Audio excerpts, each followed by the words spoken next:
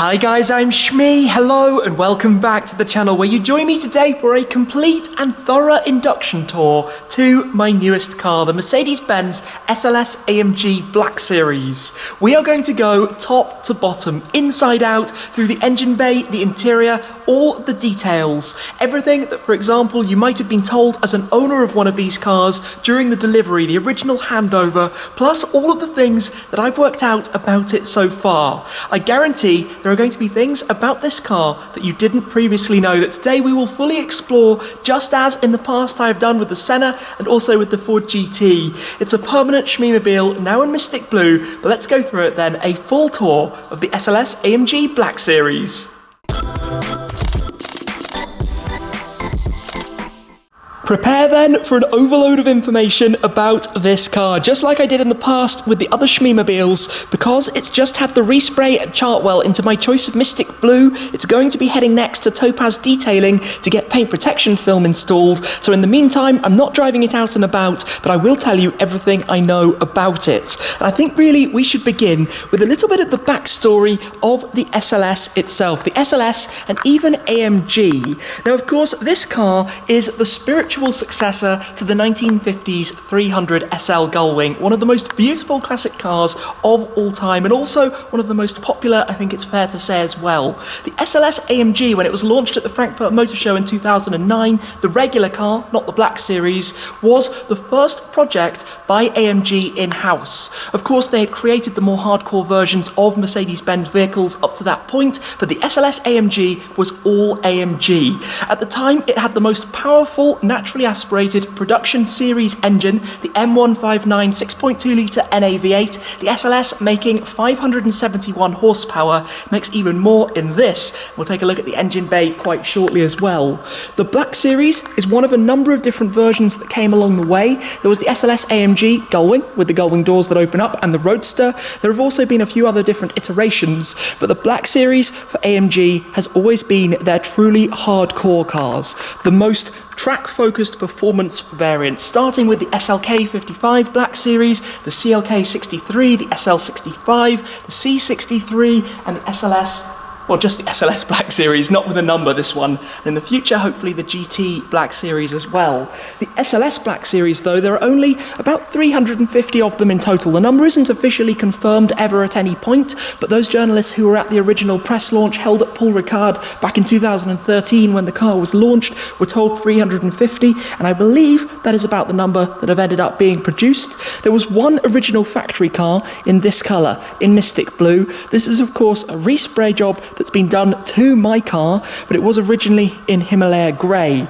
Mystic Blue is an original Mercedes-Benz Designo paint colour, available on the G63, and one I considered as well for my new generation G63, but it's always been one of my favourites. And you can see it here, that dark, almost purple tint that you see in the colour, and when you come under the bright lights, it just gets really bright blue as well. I think it looks particularly incredible. As we walk around it then, the Black Series, quite significantly different to the regular SLS. They took a lot of learnings from the SLS AMG GT3 race car that had been immensely successful, winning the Nürburgring 24 Hours, the Dubai 24 Hours, and plenty of other races along the way.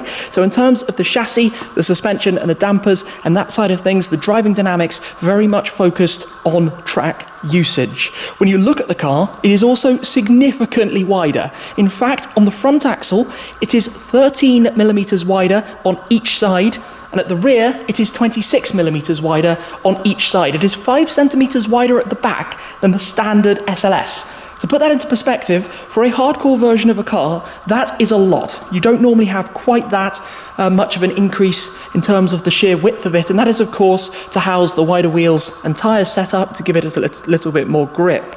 Now, the big thing about the SLS, of course, are the Gullwing Doors, and we'll just open those up very quickly. So to grab the key, when you unlock the car, the door handles pop out.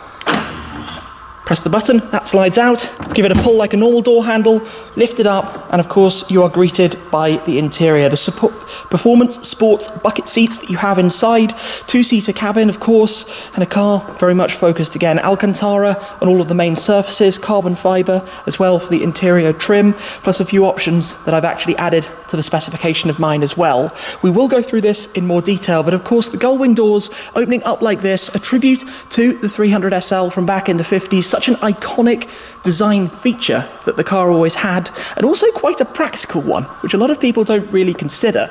The amount of width that it requires to open a door in a parking space, let's say, like this, is actually much narrower than you would think. Perhaps even than in that kind of space, if that's all you had available, you wouldn't be able to open a traditional door at all. And obviously no risk of hitting any curbs.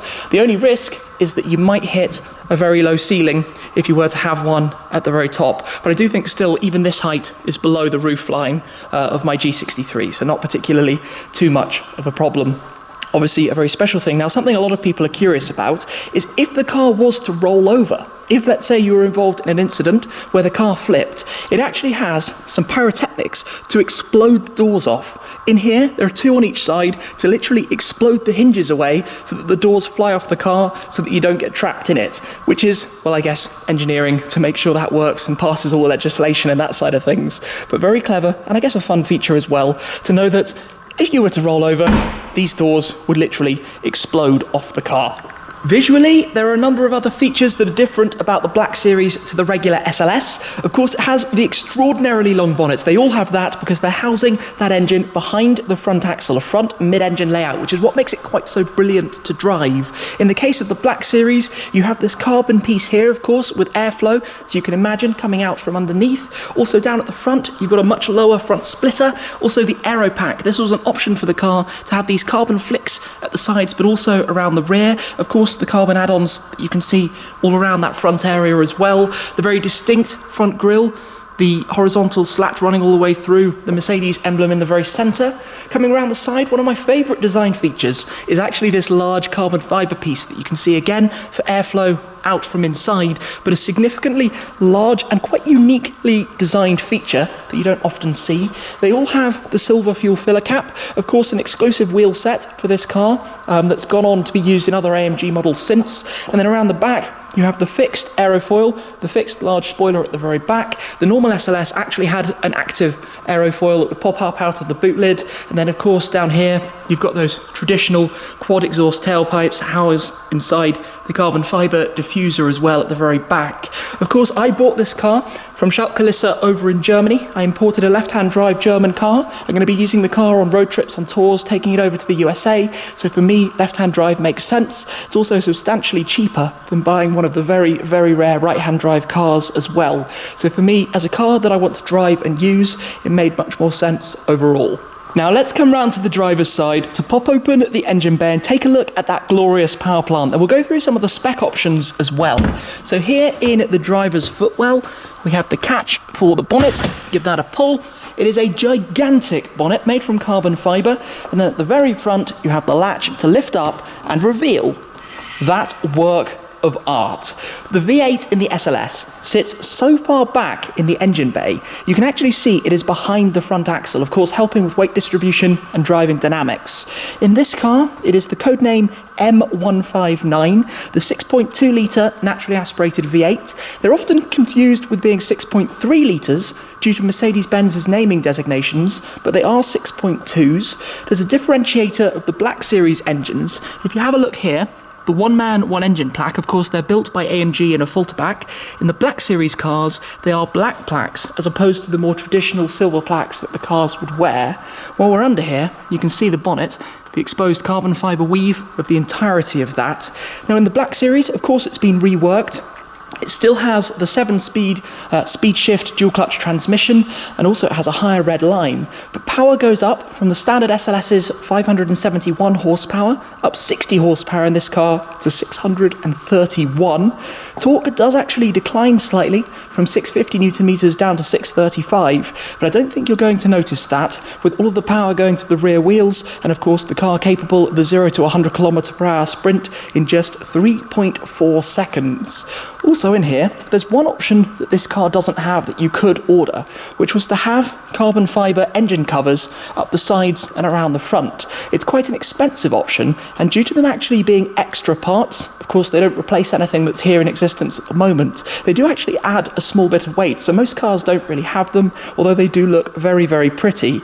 In the case of this, you can see the Mystic Blue parts of the frame of the car that have all been painted, part of the respray. We've got the battery, some fluids as well over the other side, and of course a whole lot of cooling here at the front, the air boxes sitting very prominently as well. So let's close this back down, give it a nice thud. Always get a little bit nervous, especially when you've got a freshly painted car as well. Now, in terms of the colours for the car, there were 7 original options. I think the most famous was the launch colour, Solar Beam Yellow, one of my favourites. You could also, of course, get red, black, silver, white, and a few others. As I mentioned, there is one other car in the world in Mystic Blue. It's actually a kind of zero mileage car in the Middle East, so if you're wondering why I didn't buy that, it comes with a premium due to being 0 miles, and it would also incur additional VAT and duty to import it, so significantly more expensive than buying a car here in Europe. Now, in terms of the interior, there were 2 original specification configurations. One, as you see here, the black Alcantara with a few red touches, the stitching on the steering wheel, the central tunnel, having the red seat belts and also the red piping on the floor mats. The other, basically the same, with a touch more red Alcantara on the dashboard and the central console. Now, I do really like actually the red touches with the blue paintwork. I've had those colour combos on cars before and I always think it looks pretty good. One thing I did add though to this car is to have these, the carbon fibre side sills. Now those are quite a common option on many of them. This car didn't have them from new, so I bought the official factory parts to have them installed, although those will need PPF on them from Topaz just to make sure they don't get scratched up, of course, as you swing your feet in, jump in and out of the car. Now, talking about climbing over the width of the car, one thing that really emphasises how much wider the Black Series is than the standard SLS is this section you see outside of the headlights. On the regular car, it actually has the bodywork that curves straight around from the headlight towards the front arches. On this car, you can see it's quite a lot wider, and of course, as we said, the rear is over 5 centimetres wider than the standard SLS in total. That is quite a significant extra width. Other options for the car are quite few and far between. Having the satin black wheel finish was an option. Of course, the aero package with the flicks and the rear spoiler. And on the interior, you could have a car with Bang & Olufsen. This car doesn't. It was actually a €10,000 option to have the Bang & Olufsen sound system. But the interior has these seats which are very familiar to me. They've gone on to be in the AMG GTR and, of course, also in my GTR Pro. Very, very comfortable AMG sports bucket seats that really fit me very well. Seats are quite a personal thing, but these work absolutely perfectly for me. Now, before we climb on board, quickly to show you the key here, a few buttons as you'd expect, lock, unlock, and also to open up the boot. I'll show you how the Trickle Charger and that side of things plug in back there, which is all quite cleverly designed. Inside though, obviously very focused, but let me take a step in, which is actually quite easy to do. These entries aren't as hard as you might think. Some people comment that it's difficult to reach the door handles up there on the Gullwings, and some people even actually install having a drawstring or something to actually grab. I can just reach them okay, so that works fine for me, although I'm going to keep them up just for the moment because I think we should fire this into life. Obviously, quite a focused dashboard. We've got a button here, it's keyless, so once to turn on the power, wake things up slightly, you get the needle sweep once more to fully turn on the ignition, then press the foot on the brake, press the button, and bring it into life. Such a brilliant grumble. We didn't get a full cold start because I've had the car running a little bit just ahead, and you can see I'm on 6,700 miles with my car. It's actually quite warm considering the time of year, but this thing sounds so aggressive. And that's just how it sounds from factory. It has a titanium exhaust system doing the magical wonders on that front. But let me talk you, I guess, a little bit around the interior. You can actually replace the steering wheel with the newer design AMG wheels, and I might do that because this starts to look a little bit dated. Of course, it's functional, does what you'd expect to scroll through the different screens and displays and bits of information you might want out of it. I'm obviously here having the mile/hour reading. On the wheel itself then, just a few buttons, the paddle shifters on the back and your media controls over the other side. You've got things like your stalks for wipers and the like that you'd expect to find behind, light controls. Obviously down here, your electronic parking brake release. This is the physical button inside to open the tailgate, to open up the boot should you need to do that. What else do we have down below? Just the 2 pedals you'd expect. dual clutch automatic gearbox. Then coming through to the central system, you've got the command infotainment. Of course, this starts to now look a little bit dated. The system that was introduced, well, over a decade ago, actually, back in 2009 or so. So as you would expect, it's a much smaller display than modern systems and not quite as, I guess, enhanced in terms of the graphics and display. But what it does do, as well as the normal options which you control through this toggle in the center, is have this AMG display. So if you press AMG, it opens AMG Performance Media. Of course, don't let it distract you from the traffic situation. Well, we're not exactly on a road at the moment. We are in my private storage, but here, as you can see, you have things like your temperatures, you've got the power charts, you can cycle to this. As well, there's a small lag, you have to wait for it, up to 631 horsepower, 635 newton meters. As you can see, it's interactive, it acts live, and then you can also bring up your tyre information, but you need to drive to get those recording. You can go up as well, because this toggle, as well as rotating, also can move up and down, has a range of movement to it, where you can go through a few different things. So you could even go into race, where you can load up a track, have your G meters, track driving, and time your 0 to 100 as well. Get some nice information out of this. As you can see, cycling through all of this, set your track info, and it will report that. And you can also go to setup, where you can set up your active driving settings. Now the car does have a few settings. You've got the toggle here for your gearbox to go through Comfort, Sport, Sport Plus and Manual. I tend to like driving it in manual, using the flappy paddles on the gearbox as you would expect. You've got 2 stages on the suspension, softer, or the AMG Ride Control Sport Plus, but AMG Ride Control Sport is the standard mode. Then of course you've also got traction, which you can press, one press I think goes into sport handling mode, or you can press and hold it if you should wish to have it completely off and basically be a bit of a hooligan. So that's quite easy to do. I just put it back on as well at the end. Here you have things like a CD slot. Don't know if I have other cars with CD slots, to be honest. You've got some music controls, some functionality you'd expect. A mute button here, one press mute I always appreciate in a car, makes life a little bit easier. And then your climate control as well. You can pop it on auto, set for very cold at the moment. Either independent or mono, obviously settings to do exactly as you wish. Now back here is where it starts to get a little bit interesting. You have this Slidy Armrest. So how it's positioned at the moment, you actually have a little cubby hole back here, and in fact I'm going to use my torch on the camera to show you this. You have this little secret cubby hole. You can press this and open it up, where you have key slot back there, but you also have the slot at the front of it to put the key in should for some reason it not function. So that's actually hidden away back there, and if you do close that and then slide this back, it's completely hidden, completely out of sight at the very back. Then in here we have 2 cup holders, just a spare battery at the moment, and the connection point I think for a telephone. All again quite easily done. You can press the button on either side to slide this and it will release and allow you to take it forwards and backwards. And you've got a small pouch back here, I guess if you want to pop something in, your maps or whatever. I'm not quite sure how I'd use that. In fact, there's a bit of a parcel shelf. You could probably stick some things back there, although I have to be very aware of them potentially sliding forwards. What else do we have? Over on the passenger side of the dash, I do like this, the AMG Black Series badge. Sorry, I should have the light back on still. I think that's a cool touch. Over on the Alcantara of the dashboard, small glove box, 12-volt socket over there as well, and this is the key back, because you can put on the back of the key the AMG crest. Also a sunglasses holder just here as well on the inside of the glove box. What else do we have then? Obviously no door pockets, no storage space on the doors, because obviously as you open them you'd promptly tip that out, but there is one more small storage bucket just here. Open this up, obviously, oh, I've got a is that a Euro that we've got in there? How lucky am I? And a 12-volt socket as well, just to make life easy in there. Yes, I guess that's pretty much the interior of the car. There isn't really that much to talk about, because this is a car that's focused for driving.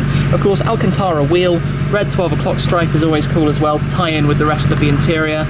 But that is, well, I guess mostly what I can tell you about the interior. Let's have a quick little listen, I suppose, to the proper grumble as it starts to warm up a little bit more. Enjoy this.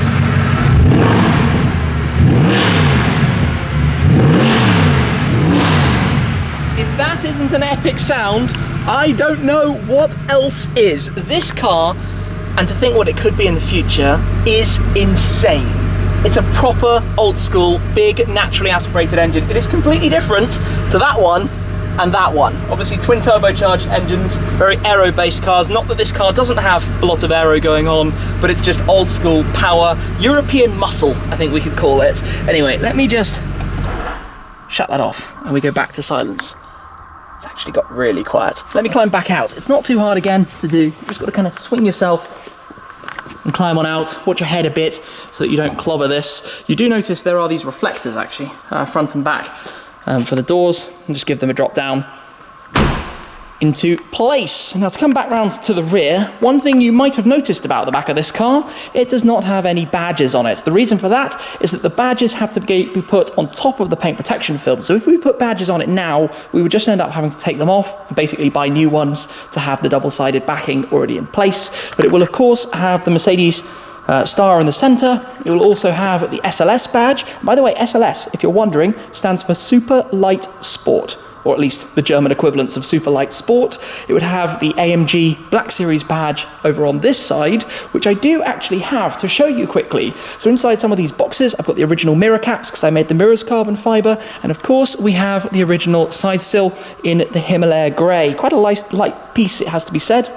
But here you can see my change from grey to blue. I'm about colours. I mean, it doesn't take a genius when you look at this line to work out that I do quite like my colourful cars.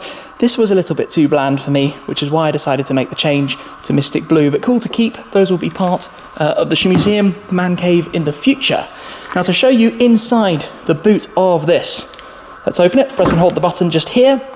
Obviously you have the carbon spoiler with this carbon underpiece as well. Lift this up, well, we have quite an odd shaped boot, it has to be said. The boot, or the trunk if you're American, back here, has a few strange inserts and kind of, well, not the easiest, I guess, for a big case. Over to the right, I've got my Trickle Charger bag, bit of a storage pouch. You've got the instruction manual book that's strapped down. Behind that, you've got the telephone interface, I believe. Over to this side, we've actually got the badges. These are the AMG badges, you can see, that's going to be going onto the back of the car, and the other badges are just inside that box as well that I had ordered. Then over this side, the Trickle Charger is very clever. You'll see we've got the lithium charger here, lithium battery in this car, lighter weight than the standard traditional battery, but it has this magnetic release here. So if you want to put that away in the bag, nice and easy, and when you get home to plug it into the Trickle Charger, you literally just attach it onto that, plug it in at the other end, and job is done. And in the meantime, it just sits quite easily doing that. Yes, I know it's not very tidy, but that does work really pretty well. And I think for a road trip, you can actually get a decent amount of stuff in here. I think you can easily get a few flight trolley bag carry-ons, 2 of those, plus a few soft bags as well. And like I said, you've also got a decent amount of the rear parcel shelf, should you wish to use that too. We've got a grab handle here, so you don't have to close it using the wing or something. Give that a swing, and it shuts down into place. In fact, look at this colour with the torch shining on it. This is spectacular. It is beautiful. Of course, it's been polished by the guys at Chartwell, but it's looking magnificent. It's such a nice looking car now. Honestly, I mean, it looked good in grey, but this is my colour. I like going blue.